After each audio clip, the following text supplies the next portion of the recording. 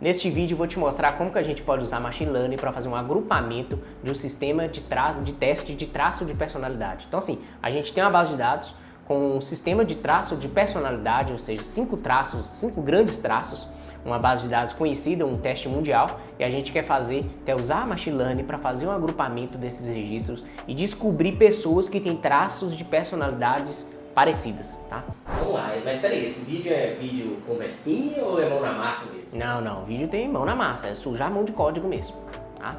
Então é o seguinte, a gente vai usar a Machine Learning para fazer esse agrupamento, para ver se o nosso algoritmo de agrupamento consegue agrupar as pessoas conforme os seus traços de personalidade. Então assim, antes da gente iniciar, isso é muito legal, porque você vai ver que nesse problema, né, nessa base de dados, nessa aplicação que a gente vai fazer aqui, é uma aplicação muito simples, né? Só que é interessante que muitas empresas, ou às vezes até a empresa que você trabalha hoje, ela tem essa possibilidade, ou seja, a gente tem essa base de dados internamente na empresa. Empresas que utilizam sistemas de avaliação de desempenho, por exemplo, né, lá da gerência de RH, de recursos humanos, normalmente tem esses conjuntos de dados, ou seja, fazem avaliações com pessoas para ver ali como que essa pessoa se comporta em alguns cenários, para tentar traçar algum traço de personalidade dessa pessoa, né, para ver se essa pessoa está na função correta. Então, assim, é uma base de dados muito comum e é muito provável que na empresa que você trabalha,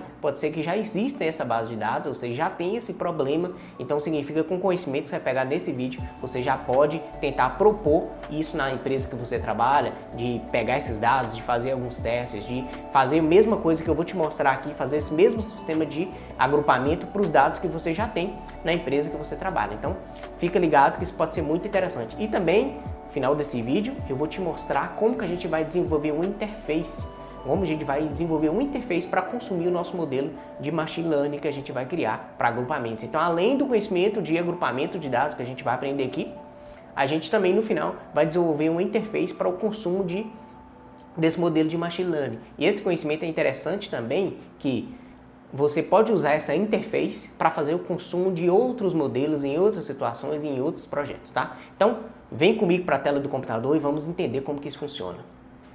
Então, vamos lá. Eu já estou aqui com o meu Jupyter Lab aberto, né? Eu já estou com o meu notebook carregado aqui, onde que a gente vai seguir o código desse vídeo, tá? Mas antes da gente entrar aqui na parte do código, eu quero voltar nessa aba aqui para a gente entender um pouco do problema. Então é o seguinte, o problema que a gente é chamado de Big Five Personality Test, ou seja, é um teste para identificar os cinco grandes traços de personalidade das pessoas. Esse teste é conhecido, é mundial, muito famoso, muito utilizado pelos psicólogos, pela equipe de RH para traçar essa personalidade de uma determinada pessoa, né? Isso no momento de recrutação, alguma coisa assim, tá? Então, esse teste é muito, muito interessante e nele a gente consegue algumas informações legais.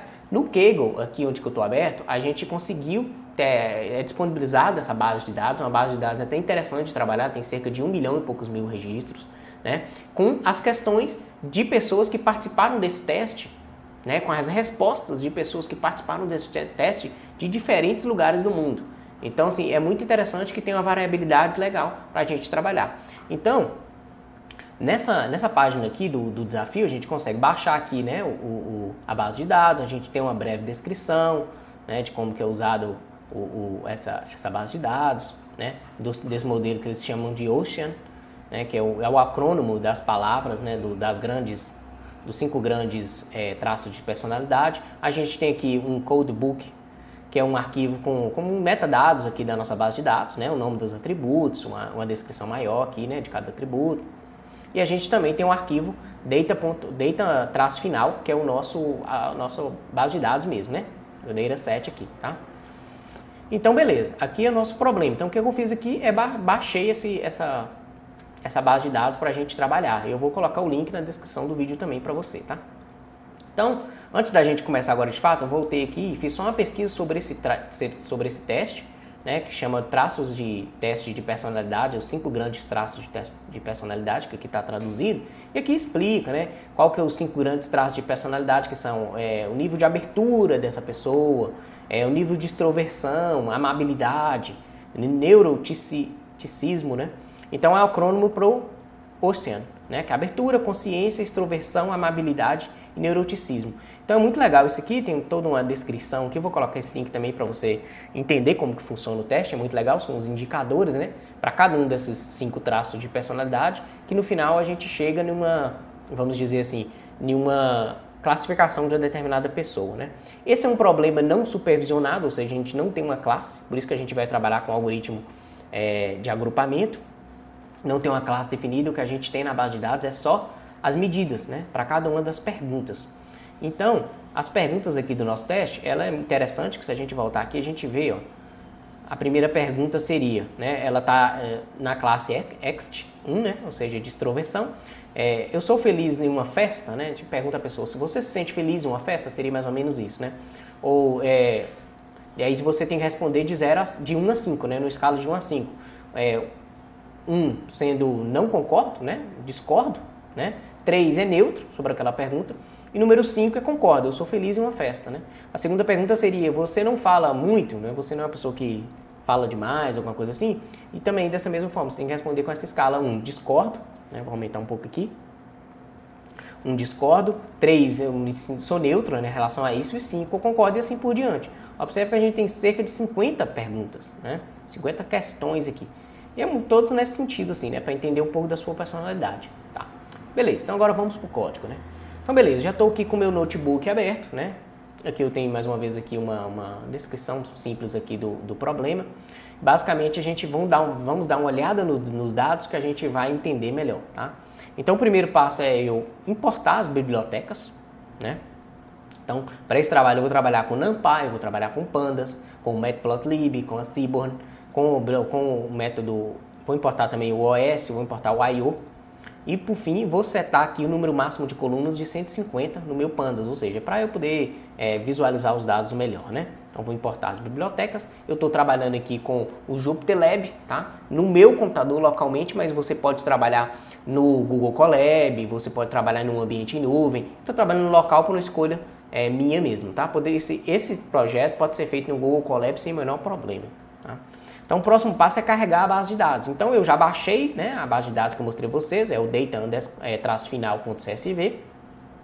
Já baixei essa base de dados, já coloquei no mesmo diretório para facilitar. Eu vou chamar o método readCSV para carregar a base. Com a diferença, enquanto carrega eu vou explicar, com a diferença que essa base ela tem um separador tab. Então aqui eu coloquei esse parâmetro /t, porque essa base não está separada por vírgula, está separada pelo tab. Tá? Então usei o separador aqui, -t. Então já carreguei, vamos verificar a base de dados, a gente chamar o método data.head, né, que eu armazenei minha base de dados na variável data. Eu tenho aqui todos os meus atributos, né, então é x1, é xt1, é xt2 e assim por diante, né. E aqui eu tenho as minhas notas, né, ou seja, a pontuação que a pessoa se declarou para aquela pergunta, né. E para cada uma das perguntas eu tenho aqui. E é interessante que além das perguntas em si, o resultado das perguntas, a gente também tem esse xt_e. Nesse caso, né, para cada uma das variáveis, os atributos, corresponde ao tempo em milissegundos que a pessoa demorou naquela questão. Tá? Então, essas informações aqui para cada um dos atributos também. Por fim, a gente tem a data de carga dos dados, tem outras informações aqui do screen, ou seja, da tela do participante durante o teste, né? E algumas outras informações aqui interessantes também, o país, né? Tem uma legenda aqui do país da pessoa que participou, uma latitude e longitude aqui de forma aproximada, né, que eles falam com muito erro, né, aproximação de latitude e longitude, isso não é tão preciso, tá? Então beleza, isso são a nossa base de dados. A gente não vai trabalhar com todos os atributos, a gente vai se limitar apenas às questões, então para isso a gente vai excluir os dados, né, vai excluir os atributos que a gente não precisa. Então o que eu estou fazendo aqui? Eu estou chamando o método data.drop, estou passando as colunas 50 até a coluna 110, ou seja, das 50 em diante eu quero excluir, né? As minhas questões, como é 50 questões e o meu dataset começa na primeira questão, então da primeira até a 50 são as questões. A partir dali são os outros atributos que eu acabei de passar, né? Com o tempo de resposta, país do candidato, né? Da pessoa que está fazendo o teste. E eu não vou usar isso no nosso modelo aqui. A gente quer agrupar só pelo nível de resposta da pessoa mesmo, né? Pegar as pessoas similares ali. Então, eu vou excluir esse registro, tá bom? Então, para isso que eu chamei, selecionei as colunas aqui que eu quero excluir, né? E chamei o método drop. Vou excluir os dados. Beleza, acabei de excluir. Se eu verificar novamente os dados, chamei o data.head, eu consigo ver lá que eu só tenho os meus atributos aqui, ó, tá vendo? Só até o OpenM10, né? Ou seja, até a última questão. Beleza. Então vamos seguir. O próximo passo é a gente fazer uma análise estatística da nossa base de dados. E para isso a gente tem que chamar o método describe, que vai mostrar para a gente a média, o desvio padrão, os valores, o valor mínimo, o valor máximo, os percentis, os quartis. Então para isso eu formatei aqui a saída do Pandas, né, utilizando para mostrar para a gente no formato float, e chamei o método describe. Então ele me mostrou aqui que minha base de dados tem uma contagem de 1.013.558 registros, né, e os valores médios estatísticos aqui para cada um dos atributos. Né? A gente pode ver que os dados são bem concentrados, né? E a gente já vê aqui que tem um valor mínimo de 0 e o valor máximo de 5, então já tem alguma coisa aqui meio errada. Por quê? Porque a nossa escala de pontuação, né, de cada pessoa é de 1 a 5. Então tem um valor 0 aqui, a gente já tem um ruído, a gente vai ter que tratar isso também, né? Esse describe já mostrou isso pra gente, interessante. Tá, então se a gente fizer uma contagem dos registros por valor, a gente vê lá que a gente tem lá cerca de 3.720 registros com valor 0, né? E a gente tem, né, a maioria dos registros é o valor 3, né? Ou seja, a pessoa ficou neutra. Então a gente já vê aqui que é muito mais neutro do que o restante, né? Depois logo em seguida 1, então um meio extremo, né? A pessoa não concorda com a afirmação. Enfim, a gente tem uma distribuição aqui legal. Acho que o primeiro passo é a gente, depois de ver essa contagem, a gente já sabe que a gente tem os registros 0, que a gente pode excluir esses registros. Então antes de excluir, eu quero selecionar apenas os registros com valor 0. Então o que eu fiz? Chamei o meu DataFrame, fiz uma comparação aqui com os registros iguais a 0 e chamei depois o describe. Então me mostra aqui as estatísticas dos valores 0. A gente vê que a gente tem alguns registros 0 aqui, né? Então só para dar uma olhada mesmo, a gente já sabia disso. E a gente pode limpar o nosso DataFrame e retirando esses valores. Então o que eu fiz aqui? Simplesmente chamei o data, né, que é o meu DataFrame, selecionei o seu, filtrei os dados que foram maior do que 0.00, ou seja, todos que for diferente de 0 era maior que 0, e armazenei novamente na variável data. Então simplesmente limpei, né, os meus dados. Se eu fizer a contagem novamente, né, aqui selecionando só a variável, o atributo é xt1, né, a gente tinha anteriormente 3.700 registros, a gente voltar aqui, ó, com valor 0, né, agora a gente não tem nenhum. Tá? Os registros 0 do nosso DataFrame foram excluídos, né, a gente selecionou isso. Então beleza. E agora, qual que é o próximo passo? É a gente definir o número de clusters que a gente quer, que a gente vai definir. Então, ou seja, o que a gente viu aqui? A gente carregou a nossa base de dados, a gente entendeu o problema, a gente tem ali as respostas para 50 questões sobre os traços de personalidade das pessoas, e agora a gente quer fazer esse agrupamento. Eu quero definir grupos, né, de pessoas similares, ou seja, de pessoas que fizeram a resposta a partir do teste e que colocaram as respostas parecidas, né? Então a gente quer agrupar pessoas similares. Então para isso a gente vai trabalhar com o algoritmo de agrupamento, que é um projeto de trabalho de machine learning não supervisionado, ou seja, a gente não tem uma classe, a gente tem simplesmente as respostas. E a gente quer separar grupos de pessoas que responderam de forma similares, né? Grupo de pessoas similares. Então para isso a gente vai trabalhar com a técnica de agrupamento de dados, tá? E quando a gente trabalha com a técnica de agrupamento de dados, a primeira pergunta que a gente tem que responder é qual o número de grupos que a gente quer agrupar os dados, né? Como que a gente vai definir esse número de grupos? E existe uma discussão sobre essa questão do número de grupos muito importante, né, e relevante para determinados problemas, só que eu acho que o primeiro passo que a gente tem que pensar na hora que a gente se depara com esse tipo de problema de agrupamento de dados é entender a regra do negócio. Então se a gente... No nosso caso, a gente está fazendo um agrupamento para entender pessoas com traços de personalidade similares, né, próximos, e a gente já sabe que existe 5 traços de personalidade, ou seja, essa base de dados, esse problema todo foi construído em cima dessa hipótese, que existe 5 traços de personalidade. A regra de negócio nos diz, né, do nosso projeto, que a gente tem que ter 5 grupos, ou seja, são 5 traços de personalidades diferentes e a gente quer refletir essa realidade no nosso algoritmo. Ou seja, o nosso algoritmo tem que ser capaz de fazer essa distinção. Ele tem que ser capaz de fazer o agrupamento das pessoas em 5 grupos, né? Faz sentido do ponto de vista da regra de negócio. Se a gente for pegar esse sistema e colocar numa empresa e colocar numa aplicação real, a aplicação ela vai trabalhar conforme da regra de negócio. A gente já sabe que esse teste ele é conhecido, ele é validado, ele trabalha em cima desses 5 traços. Não tem sentido a gente agrupar os nossos dados em um número maior de grupos ou um número menor, né? Só que a gente tem um trade-off, a gente tem uma discussão legal também do ponto de vista da ciência de dados e da análise estatística, que existem métodos estatísticos, matemáticos, para a gente estimar o número ideal de clusters baseado nas variabilidade dos dados. Ou seja, até determinado número de cluster não é interessante mais agrupar, não é interessante mais definir novos clusters para os nossos dados. Por quê? Porque esses clusters não têm uma variabilidade entre si. Tá? Então, tem métodos que resolvem esse problema, ou seja, estimam esse número de cluster baseado nessa variabilidade, baseado nesses métodos estatísticos, mas a gente vai rodar ele aqui para a gente conhecer, mas a gente, de qualquer forma, a gente vai definir o número de 5 que a gente está lidando com a regra de negócio do nosso projeto, que é definir pessoas, né, que é agrupar pessoas em 5 traços de personalidades diferentes, baseado na teoria do teste, tá bom?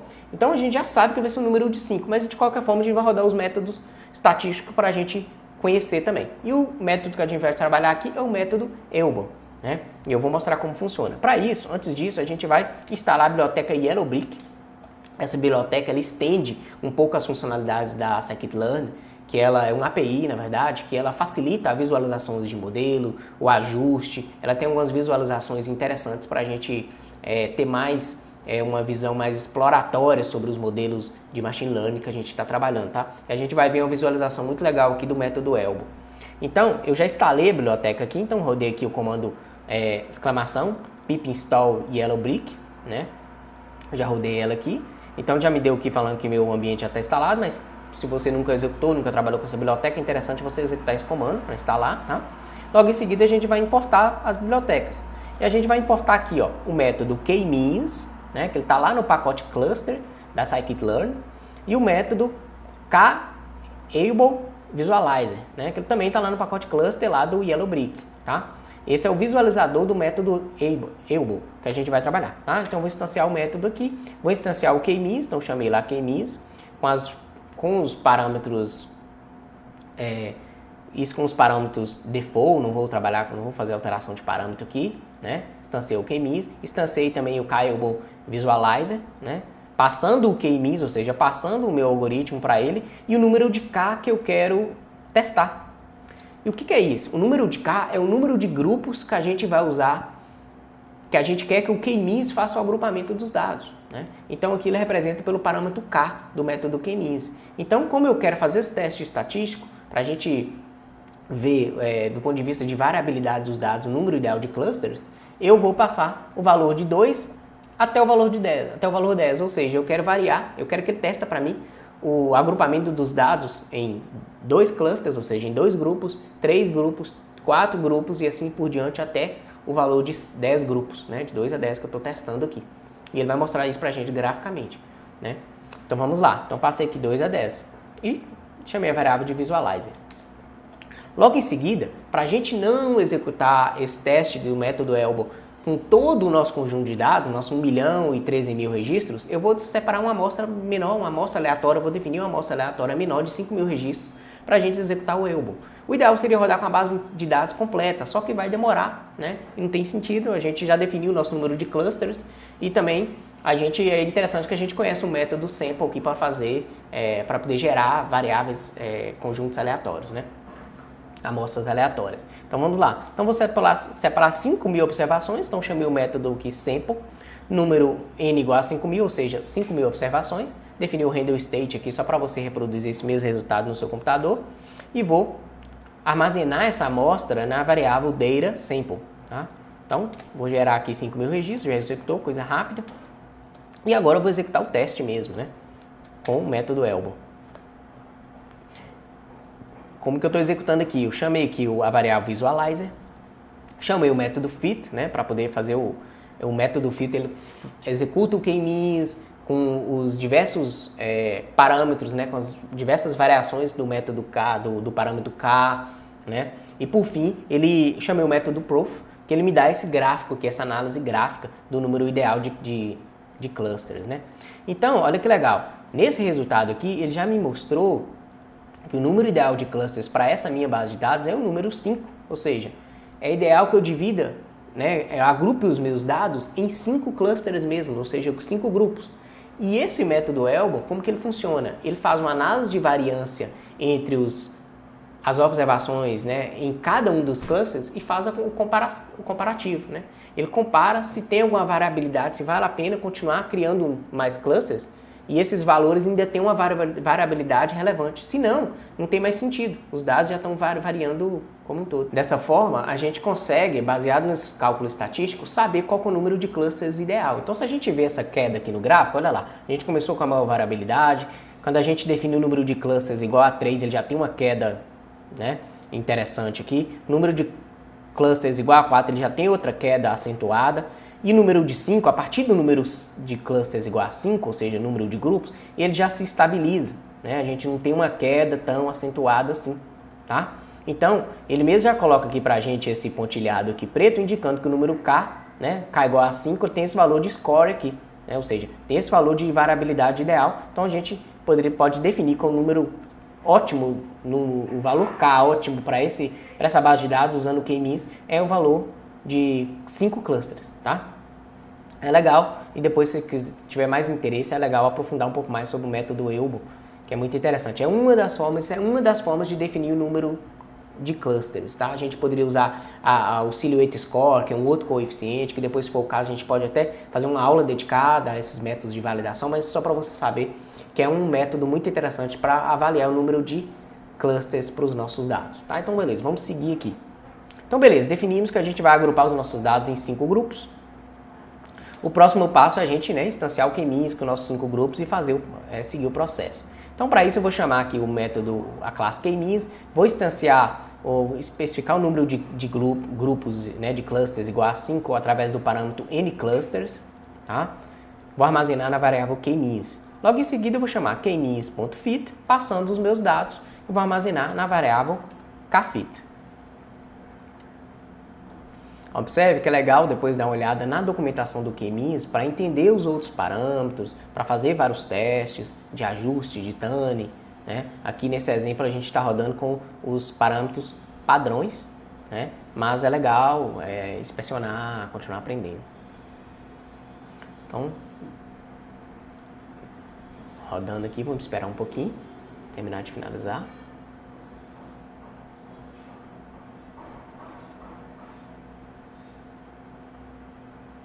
Beleza, executou. Uma vez que agora eu já defini, os grupos, tá? Então agora eu vou inserir os rótulos, ou seja, eu vou inserir o ID de cada grupo, né, que foi definido para a nossa base de dados, no meu data frame, para a gente ter essa informação do grupo, para a gente conseguir plotar gráficos e facilitar o resto da nossa análise, né? Então, para isso eu vou chamar lá a variável kFit, vou chamar o atributo labels, que ele contém os meus rótulos, né? Vou armazenar na variável predições. Logo em seguida eu vou passar predições para um novo atributo no meu data frame que eu chamei de clusters. Ok, vou executar. Se eu chamar o método head novamente, eu já consigo ver o meu atributo clusters lá. Então, o meu atributo clusters, eu já tenho o ID de cada um dos grupos, né? Para uma determinada amostra de dados, uma determinada instância, né? Observação. Ok. Então, próximo passo é a gente dar uma analisada nos grupos, né? A gente avaliar os grupos aqui. Qual a quantidade de observações em cada grupo? É fácil, nós vamos chamar o atributo clusters, nosso data frame, e chamar o método value count. Ele me mostra lá a contagem de atributos, né, de observações por grupo. A gente vê que o grupo 1 tem 193 mil registros, o 2 182, o 3 181, assim, o 4, né, o 4 e o 3 aqui são bem próximos, ó. O grupo 0 a gente tem 172, né, 172 mil registros, e o grupo 2 a gente tem 144 mil registros. Legal. Então, vamos agrupar os registros, né? Agrupando os registros por grupos e tirando a média. Tá? Então, a gente consegue ter uma outra visão aqui, ó, por clusters, né? Para o cluster 0, a gente tem os valores médios aqui para cada um das minhas respostas, né? Então, se a gente calcular, para a gente ter uma visão melhor, a gente pode calcular a média de cada grupo, né, de cada cluster, de questões para verificar um padrão. Então, seria o seguinte, a gente pegar todas as questões aqui de extroversão, de XT, ó, pegar todas as questões, vai até o XT10, ou seja, todas essas questões, e tirar a média desse valor, para a gente ver se a gente consegue ver um padrão, né? Do jeito que os dados estão aqui, a gente não consegue ver muita coisa, né?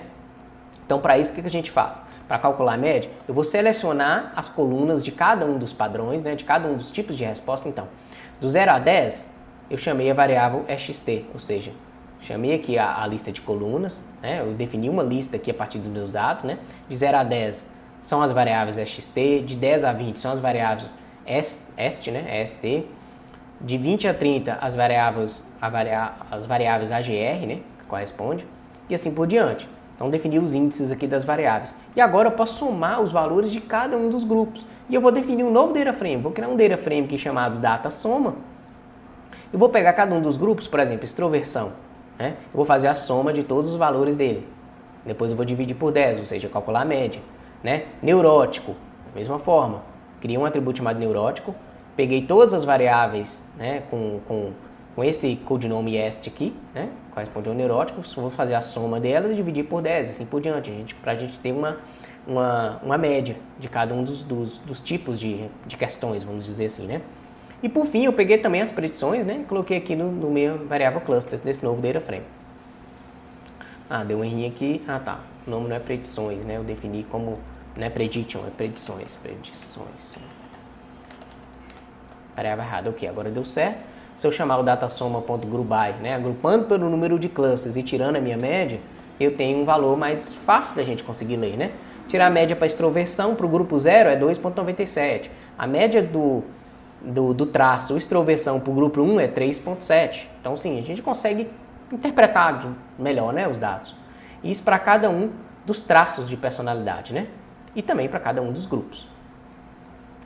Beleza, então agora a gente pode pegar esses dados e fazer uma visualização melhor, visualizar as médias por grupo, né? Então, mais uma vez, vou pegar essa média aqui, né? Esse comando, vou simplesmente agrupar novamente os registros, né? E tirar a média e armazenar na variável data clusters, simplesmente, fazer o que eu já tinha feito.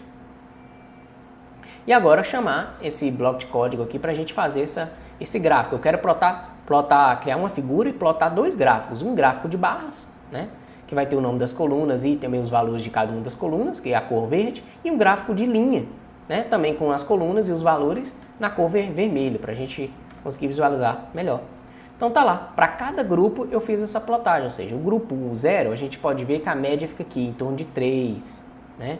Para o grupo 1 a gente pode ver que a gente já começa aqui em 3, né, para extroversão, 3,5, né, e neurótico, também para os traços de neurótico, mas já cai aqui bastante para amável, né, para o traço de personalidade amável, né, e assim por diante. No grupo 2 a gente também tem uma variação interessante, no grupo 3 menos, um pouco os dados variam menos, e também no grupo 4 os dados variam menos. A gente consegue visualizar de forma melhor isso aqui, né, que legal.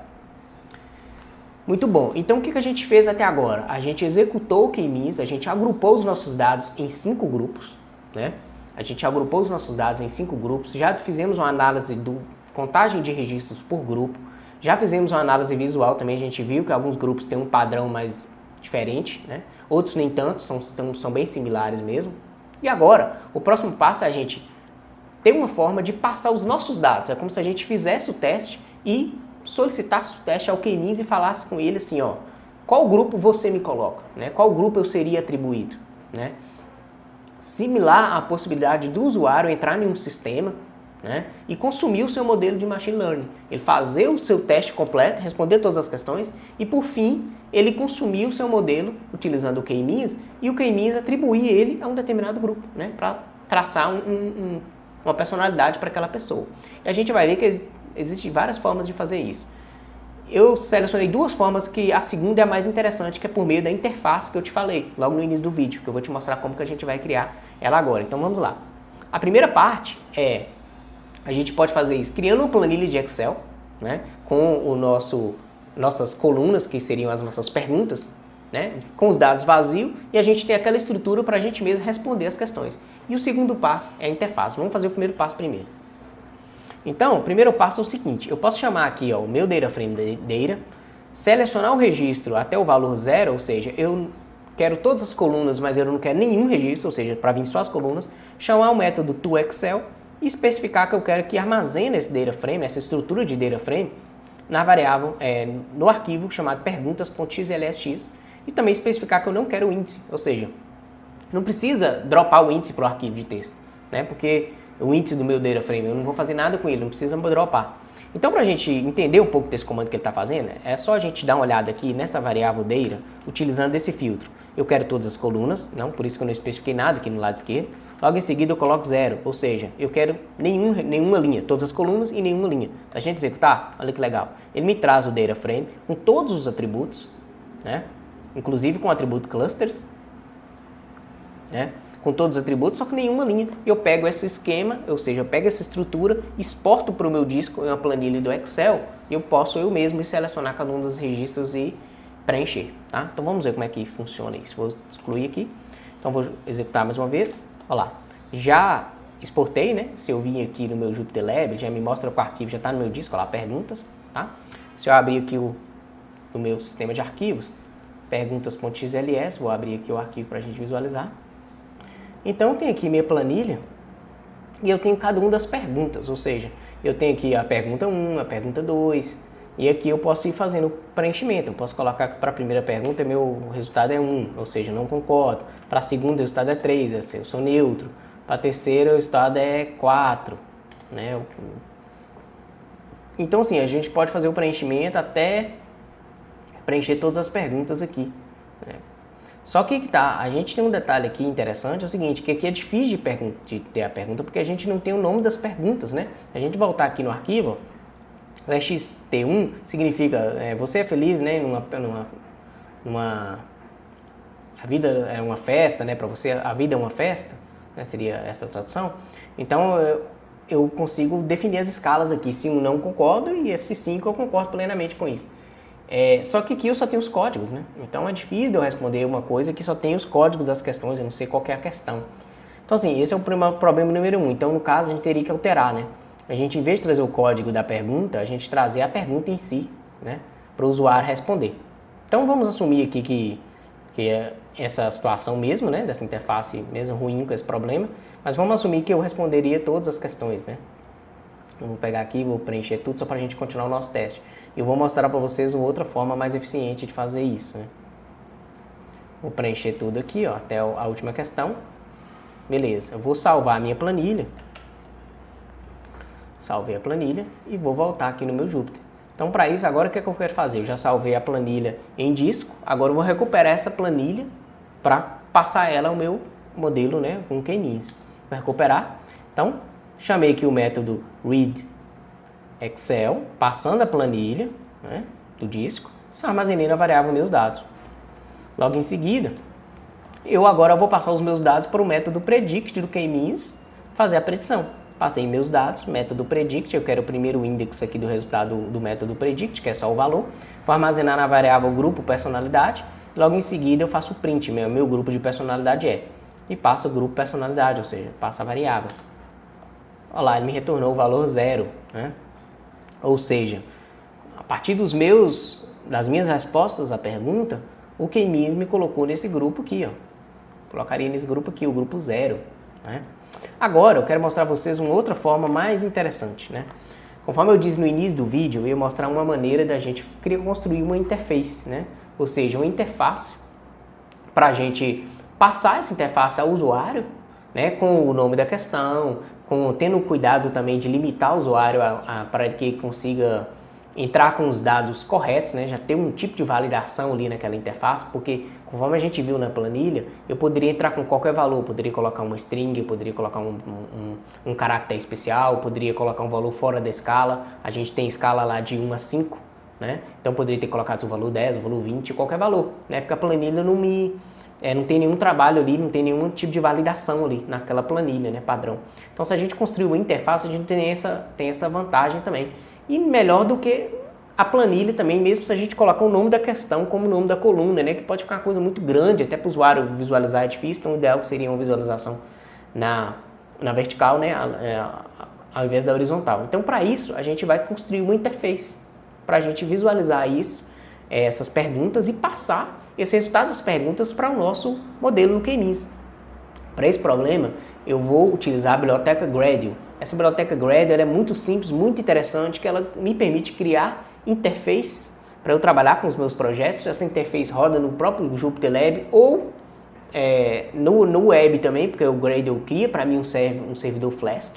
ou seja, ele instancia um servidor Flask localmente no meu computador, ou se você estiver trabalhando com o Google Colab, ele instancia um servidor Flask no ambiente do Google Colab e permite te dar um IP público, né, hospedado na interface do próprio Gradle, para você publicar essa interface com outras pessoas e pegar o resultado, né, das variáveis, né, com a entrada do usuário. Então olha que legal, vamos primeiro instalar a biblioteca Gradle. Eu já instalei, mas eu vou executar novamente. Para instalar é só a gente chamar a exclamação pip install Gradle, então que já fala que meu requisito já foi satisfeito, ou seja, já instalei, né? Depois que você instala, você importa o Gradle, eu importei aqui, chamei de R. E agora a gente precisa fazer uma coisa, a gente precisa ler os dados das questões do nosso dicionário de dados, né? Então o primeiro passo é o seguinte, eu vou voltar lá no arquivo, tem esse arquivo aqui, ó, codebook.txt, o que eu fiz? Eu não baixei ele todo, tá?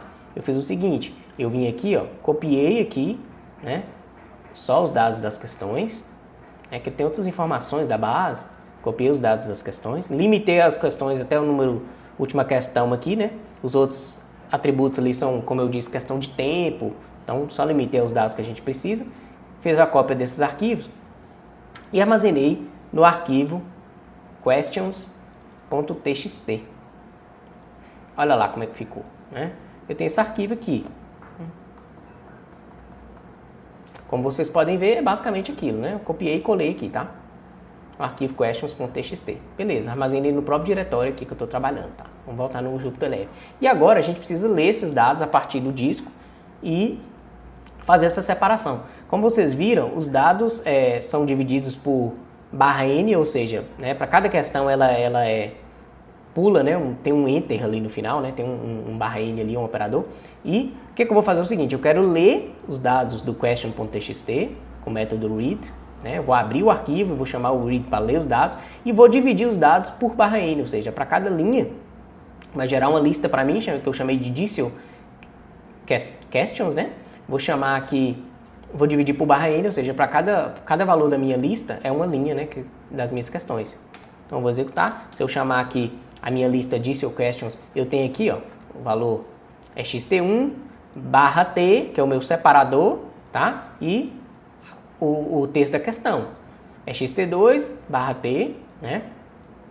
O texto da questão e assim por diante, até o final de todas as questões, tá vendo? E o que a gente tem que fazer agora é simplesmente limpar esse dado. Para isso, eu criei uma lista aqui chamada questions, uma lista vazia, e vou iterar entre meus registros da minha lista Dicel questions. Vou transformar em string, né, para cada sentença dessa aqui, né, para cada linha, né, eu vou transformar em string. E logo em seguida eu vou fazer o seguinte, eu vou incrementar a minha lista de questões, chamei o método append, vou fazer o seguinte, encontre para mim o caractere /t, tá? A partir dali, né, o find retorna para a gente um index, né? Então começa depois do /t até o final, não pega tudo que vem aqui depois do /t, então vai parar aqui o index, né? Depois do /t aqui, vai pegar iGet, né? A partir até aqui, até o final, tá? Por fim, eu chamei o método ls_tree para poder excluir os registros em brancos, tanto no início quanto no final, tá? E vou armazenar na minha lista. Se eu chamar a minha lista questions, está lá. Olha, eu tenho só o texto da questão, eu não tenho mais o identificador, né? Eu não tenho mais o OpenN10, o OpenN9, nem o /t, tá? Então o que eu fiz? Mais uma vez, transformei isso aqui tudo em string, chamei o método find para me dar o index depois do /t, então o index é aqui, e daqui para cá, pega tudo e por fim exclui os valores, os espaços vazios, tanto no final da string quanto no início. Então tem um valor limpo aqui, né? Olha que legal, super simples, super fácil. Armazenei todos os nomes das questões aqui, ó. Beleza. E agora, o que eu tenho que fazer? Com o Gradle, eu tenho inputs, ou seja, na minha interface eu tenho entradas de usuário, tem inputs e tem outputs. E o objeto muito importante para a gente precisar aqui é o nosso input. E a gente vai ver que o Gradle te dá diversas formas de input, ou seja, você pode fazer uma entrada na interface a partir de uma imagem, a partir de um arquivo. Você tem N formas de entrar os dados, a partir de um checkbox, a partir de uma entrada do tipo textual. No nosso caso, como que a gente quer fazer uma validação da entrada do usuário já na interface, eu escolhi o input do tipo slider. E o slider nada mais é do que um método que a gente consegue arrastar um componente e ele já mostra pra gente um valor. E eu defini o valor mínimo em 1, o valor máximo em 5 e o step de 1. Ou seja, eu sempre vou garantir que o meu usuário sempre vai entrar com um valor de 1 a 5. Né? Ele não vai entrar com 1.5, ele não vai entrar com 6, ele vai entrar sempre com 1 a 5 e sempre um valor numérico. Então isso é legal. Então para isso eu defini o input do tipo slider, olha que legal. Então para a gente não ter que criar um slider para cada uma das questões, a gente tem 50 questões, eu fiz um método dinâmico para criar esses sliders. Então nada mais é do que fazer um for pelo número de questões e para cada questão eu crio um objeto slider e adiciono na minha lista. Olha como é que ficou fácil. Eu chamei de input questions, né, uma lista vazia. Vou iterar em cada uma das questões, aqui já é minhas questões limpas, tá? Essa lista aqui, tá? Os valores listos. E eu vou armazenar ó, objeto input, né? Objeto input é uma variável temporária, vamos dizer assim. Eu chamo o gr.input.slider, ou seja, crio um slider, instancio um slider, né? Com valor mínimo igual a 1, com valor máximo igual a 5, com step igual a 1, ou seja, de 1 em 1, né? Não vou passar 1.1, 1.2, 1.5, né? Eu quero de 1 em 1, até que os meus valores são inteiros. E o default é o valor 3, ou seja, por padrão o slider vai estar posicionado no valor 3, que é o valor neutro, né, da minha base. E qual que é o label? O label é o meu valor que eu estou incrementando aqui da questão. Então, cria para mim um objeto slider com o nome da questão e esses atributos, mínimo 1, mínimo, máximo 5, step igual a 1 e default 3. Logo em seguida, pega esse objeto, input, obj input, né, que eu chamei, e coloca na minha lista de inputs questions, né, para a gente gerar os nossos inputs. Vou executar. Já executei, rodei para 50 questões. Se eu chamar o inputs question, olha lá como é que ficou. Aí a gente tem aqui, ó, os objetos sliders, né? Os objetos em memória aqui, ó, criados, beleza? E agora, o que eu tenho que fazer é simplesmente criar a minha interface. E olha como que é fácil criar essa interface. Eu vou simplesmente importar o Gradle, né, o GR aqui, inclusive já até importei, não precisava importar novamente. Anteriormente aqui, se não me engano, eu importei, deixa eu voltar aqui. Eu importei, não precisava. Eu posso até tirar esse comum, tirar esse aqui. E agora eu vou definir uma função predict. O Gradle, ele te pede, a interface ela te pede uma função. E o que é essa função? É que é o seguinte, se a gente pode interpretar da seguinte forma, essa função é o que o Gradle e vai passar os dados dos inputs para essa função fazer alguma coisa, fazer um processamento. No nosso caso aqui, consumir o K-means, né? Consumir o modelo de do K-means. Então o que eu estou fazendo? Criei uma função chamada predict, estou recebendo uma lista de valores que eu chamei de outputs question, né? Logo em seguida eu pego essa lista de valores, transformo em um array, né? Reformato esse array por formato aqui para fazer a predição utilizando o método predict. Esse formato aqui significa que é um array que eu tenho os valores no formato horizontal ali dos dados, tá? Que esse formato é o que o método predict precisa, tá? Para fazer a predição. Logo em seguida eu pego as saídas das questões, os seus valores, e passo para o método predict do K-means, que é o k.fit, tá? Simplesmente a função faz isso. Por fim, ela me retorna, né, essa predição. Tá? Então agora eu vou criar a interface. O que eu fiz? Eu chamei a variável de iFace, chamei o gr, né, que é o Gradle, chamei instanciei a classe interface. Fn significa function, ou seja, qual que é a minha função? Coloquei a predict, tá? Que eu acabei de criar. O título, coloquei de Big Five Personality, que é o nosso sistema. A descrição é sistema para detecção de traços de personalidade. Só uma descrição que você pode colocar qualquer uma. E quais são os inputs? Os inputs foi o que eu criei anteriormente aqui. Tá? Aqui, ó. Os inputs foi o que eu criei aqui, essa listagem de input em memória. Tá? Por fim, a saída é um valor textual. Logo em seguida a gente chama iFace.launch share igual a true, ou seja, ele vai me dar um número, um IP público que eu posso compartilhar esse link com outras pessoas. Tá? Então vou executar aqui para criar a nossa interface. Ele já está rodando localmente. Já está carregando aqui, já está mostrando, já me deu a URL externa e ele também renderiza aqui no meu Jupyter Lab, olha que legal. Então tem uma interface aqui, ó. Big Five Personality, sistema de detecção de traços de personalidade. Aqui eu tenho cada uma das perguntas.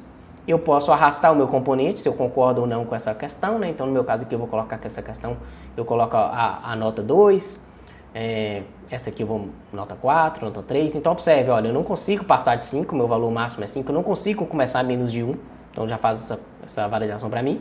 E eu sempre intero de 1 em 1, né? São os requisitos que a gente tem no nosso sistema aqui.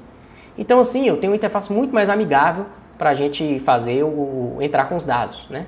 Por fim, né, eu vou descer aqui cada uma das questões, eu posso submeter esse resultado, ou seja, esses dados que eu selecionei aqui, tá? Posso submeter isso aqui para a minha função predict e fazer a predição. Então, se eu chamar o submit, ele roda aqui, ó, e vai me dar o retorno. Nesse caso aqui, ó, o KMIS, a partir desses dados, me colocou no grupo 2. E se a gente quiser não executar esse comando aqui dentro do Jupyter Lab, a gente quiser ir para fora, né? Ou seja, ver o nosso URL, é só clicar nesse link. Ele já me deu um nome aqui, um número, né? E eu tenho esse URL aqui, ó, que é o meu código 255444.gradle.app, é um app, né? Simples, com a mesma interface lá do Google Colab, e eu posso mais uma vez chamar a predição. Chamei o submit. Se eu voltar, ele me fala, ó, você foi atribuído ao cluster 2, ao grupo 2. Tá? Então, pessoal, essa aula foi isso. Eu queria mostrar para vocês esse projeto de Machine Learning passo a passo e ainda essa interface que a gente pode usar não só para poder consumir modelos de Machine Learning. O Gradle, essa interface, ela pode ser usada para qualquer coisa, para qualquer trabalho que você esteja trabalhando com Data Science, seja a entrada de dados do usuário, tá? Você pode construir uma interface. Inclusive, tem recursos legais dentro do Gradle que, se for interessante, deixe seu comentário aqui se você tem interesse em aprender mais sobre essa interface. Eu posso gravar um vídeo dedicado falando das vantagens delas, que uma delas é a possibilidade de você hospedar uma interface e um modelo de Machine Learning na nuvem, tá? E assim, tem muitos recursos interessantes. Então, se você gostou desse vídeo, não esquece de deixar o seu like, se inscrever no canal, compartilhe com quem também quer aprender mais sobre Data Science. Eu te vejo no próximo vídeo. Até lá, um abraço.